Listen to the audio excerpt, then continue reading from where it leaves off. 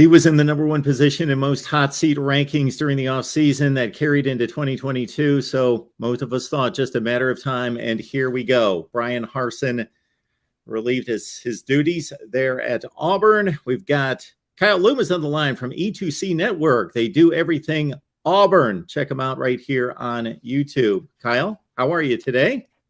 I'm doing well, considering how busy my Monday was with obviously the news that we're talking about here today. And amongst that, an interim coach being named, an AD being hired, all of that in between. It feels like every time you and I get together, Mark, we're talking about some big decision that Auburn's making, whether it's quarterback, now head coach. We got to stop meeting like this.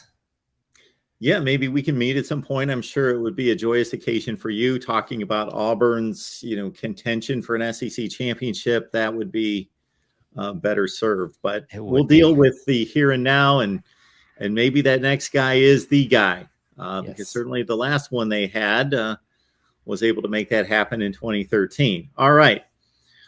Well, do you think this was the right decision to make at this point? He's only coached 21 games. Obviously, last year didn't go well. They lost 5 games consecutively down the stretch. There are a lot of conditions surrounding the end of last season, Bo Nix in particular. They were close losses. The team was a pretty decent team. However, the record didn't reflect it. They had a tumultuous offseason that we've covered many times, and you do on a daily basis. But now we come into 2022, and the team probably performed at the level that many expected, but that's not up to Auburn standards. Yes, absolutely. I do think the expectations from the national and local pundits obviously have been met, and those were very, very low when you look at where we're sitting at now with our current record and how the overall energy feels with the team, or felt with the team, with Bryan Harsin and the majority of his staff at the helm.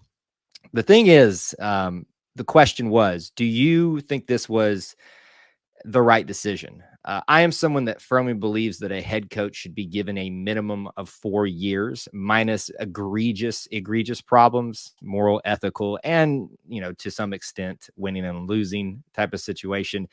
Obviously, this kind of falls into that category.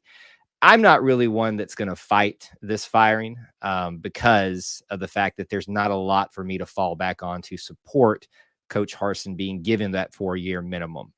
For me, I'm a big stability guy. I think that's necessity for most coaches to have.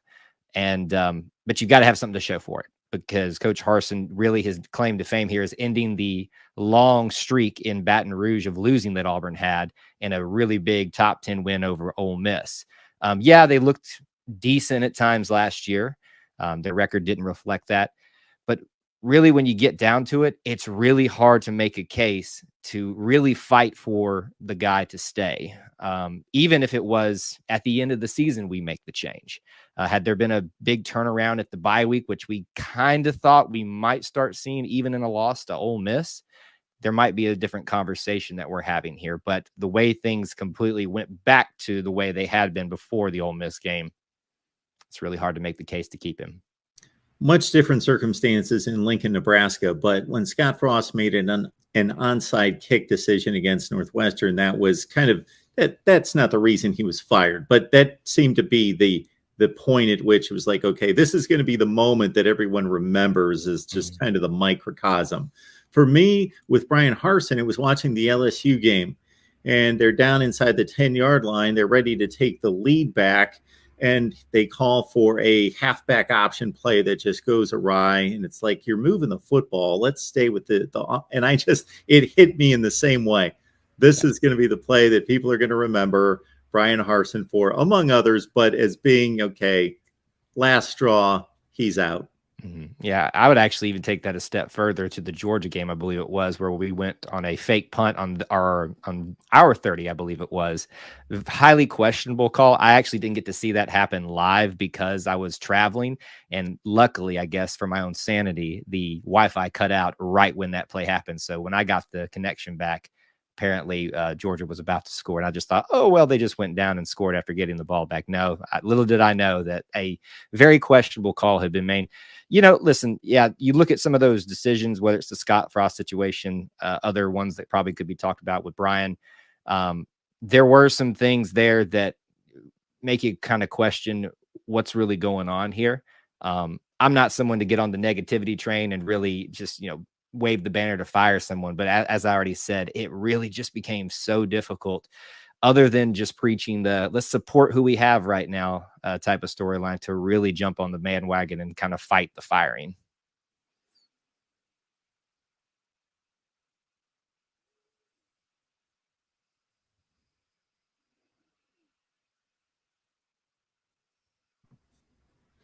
There are a number of things working against Brian Harsin leading into this season. Number one, he was always an outsider to the SEC. Not that you can't come in and win. Brian Kelly's attempting to do that right now at LSU, and others have. However, an outsider to the SEC, so that raised some eyebrows. Number two, obviously, with all that happened in the offseason. Mm-hmm. And please correct me if I'm wrong, but by all accounts, that wasn't his issue. He was completely exonerated, not an issue with him, but it just was a bad situation. It certainly didn't help in recruiting, image, reputation, all of that for him, or especially for the school or university, and just difficult to recover from that. And when the mountain is so steep in the toughest division in college football, regardless of how hard he tried and tried to recommit himself or continue with his commitment to the university and the football program, it's difficult to envision that he would have been able to turn all that around. Yeah, you really look at this offseason as kind of, if you can't get this fixed now, it's going to get much, much worse. And boy, did it get much, much worse. He was not given the best foundation to work from. That's clear. That's evident. But that does not excuse the issues that probably should have shown a little bit more correction, or a little bit more opportunities should have been seized a little bit more to do some things a little bit better. And they just didn't happen. The off the field issues, yes, by the president's investigation, was completely exonerated of that. Now, depending on who you talk to, there's apparently still discussion of whether the actual issue was addressed or not. But in terms of on paper being exonerated, that is true. It's still that black eye that the program that he has is really hard to fight against, because we know that the negative recruiting was coming from rivals, especially all throughout the recruiting cycle this past go around. And it was very effective, especially when you look at what was going on the field. That's really hard to work from when you already had a shaky foundation to start with.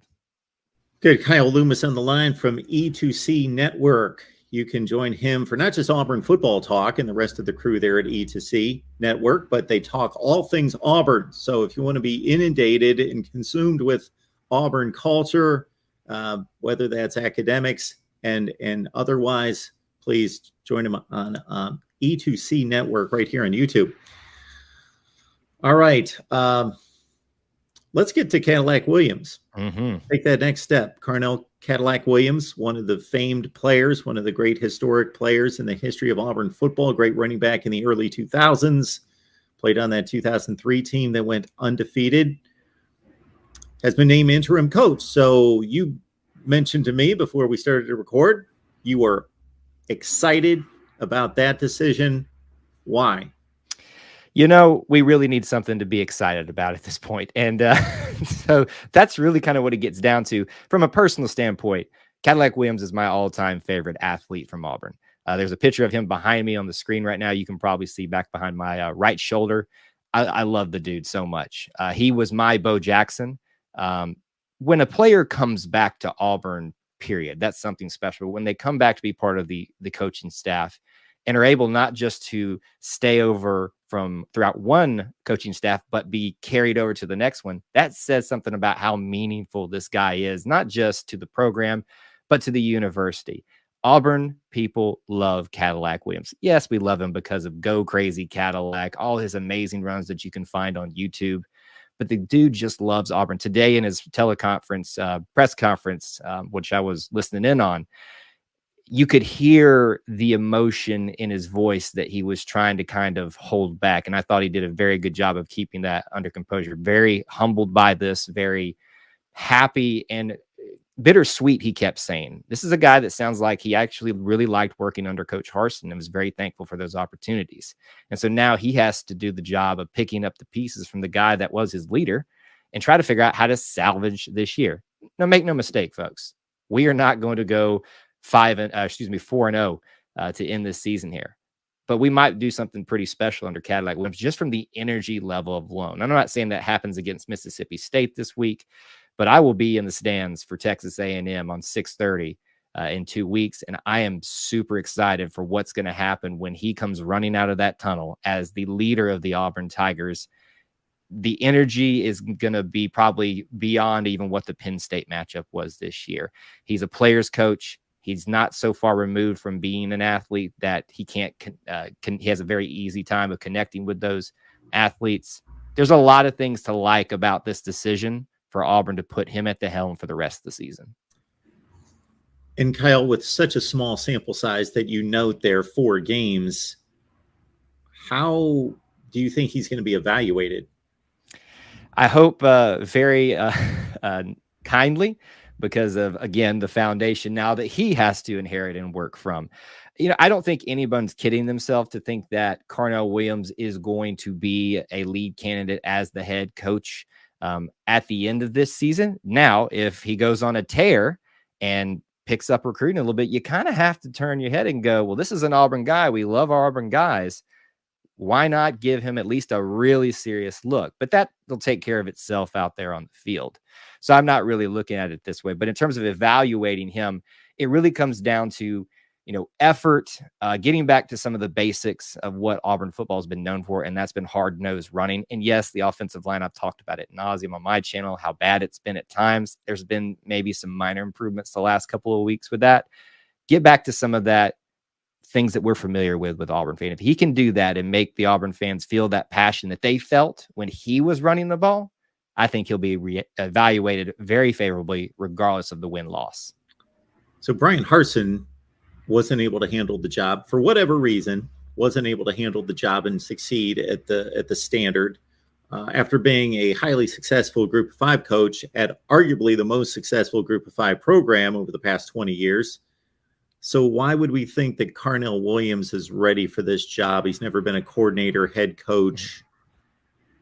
Yeah, that's a good question. I'll be honest with you. When we all started discussing after getting over the initial shock of the firing, who's going to be interim, the name that popped up mainly was Zach Etheridge, the defensive back coach, because he was already associate head coach. That would have made a lot of logical sense, being technically the already number 2. But I think that shows you what Coach Cadillac Williams means to that locker room. The fact that the powers that be there at the time, Rich McGlynn, who is going to be number 2 AD now with the new AD John Cohen coming in, him making that decision with President Chris Roberts to put Cadillac at the helm, I think they can really tell what was lacking in that locker room. And that was not necessarily a belief, because this team never quit on Brian Harsin. That's the crazy thing. As bad as it got, it never quit. But there's something intrinsic that you maybe can't put your finger on about what it means to have him at the helm for us as fans, but probably even more than we'll be able to grasp for those boys in the locker room. Kyle, there's a million names out there that we could discuss. So we could be here for 5 hours, and I'm sure you've reviewed most of those names, if not all of them, and many more that I couldn't come up with. But seem to be 3 that are notably of interest. Whether there's any legitimacy to interest, I'm going to bring them up anyway, because there are direct ties to the university, or at least the conference. So you got Deion Sanders. Yes. Yeah. Then we also have Lane Kiffin.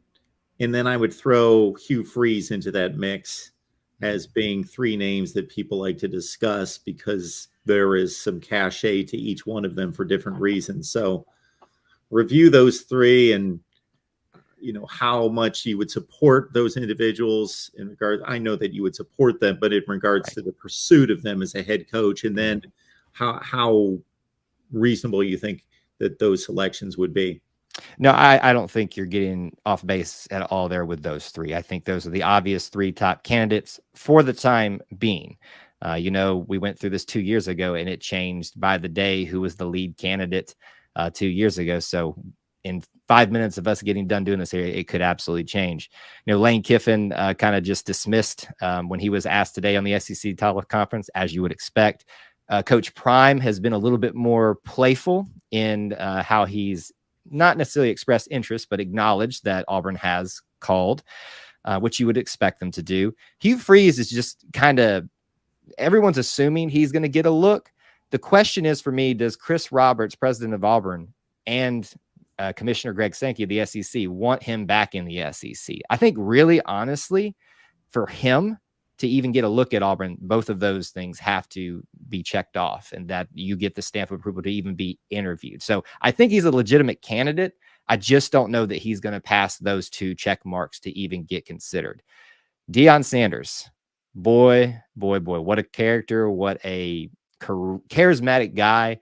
You understand his allure for fans. You understand his allure for potential recruits and for the players that are currently here. My concern is whether or not he would be a guy that would stick around long term, because I can guarantee you we'll probably have, in some areas at least, some very significant success probably in the recruiting realm, the transfer portal realm, with just his name, his charisma being attached to the program. And mind you, with a brand new football facility about to open up. That is just a win in marketing right there that you can't deny. So I'm not even dismissing Deion Sanders. My concern is, will he stay long enough before someone else comes calling or he gets another idea?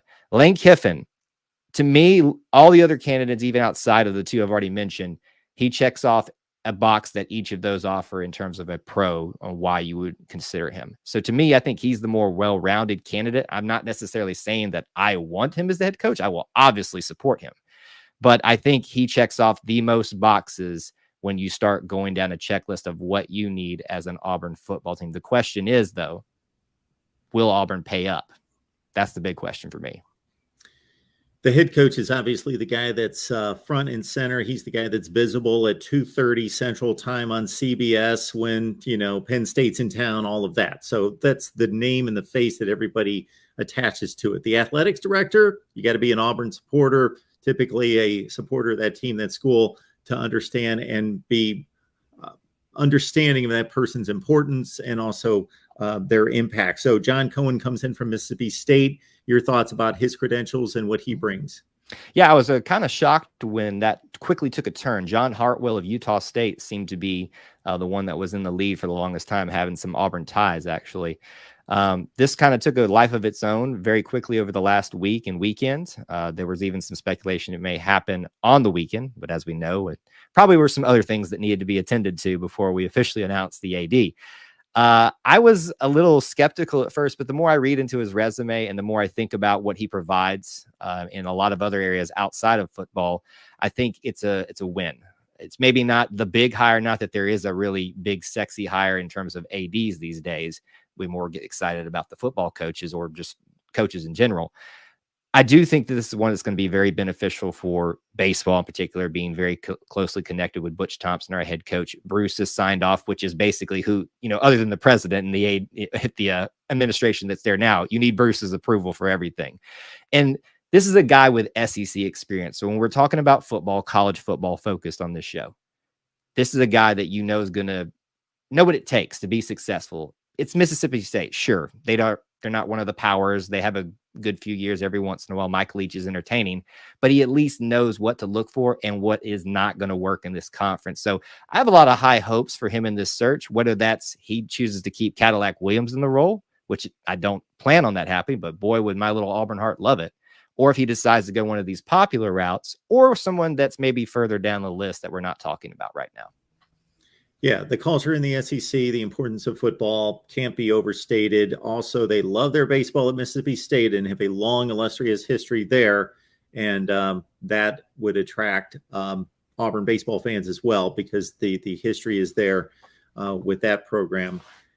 Two, Kyle Loomis, E2C Network. There you see the YouTube standing and also the Twitter handle. So follow Kyle and the E2C Network right there. Kyle, when we lean on Auburn and we need an answer, we go to you. So we appreciate your contribution, sir. Of course. I thank you so much for having me on again.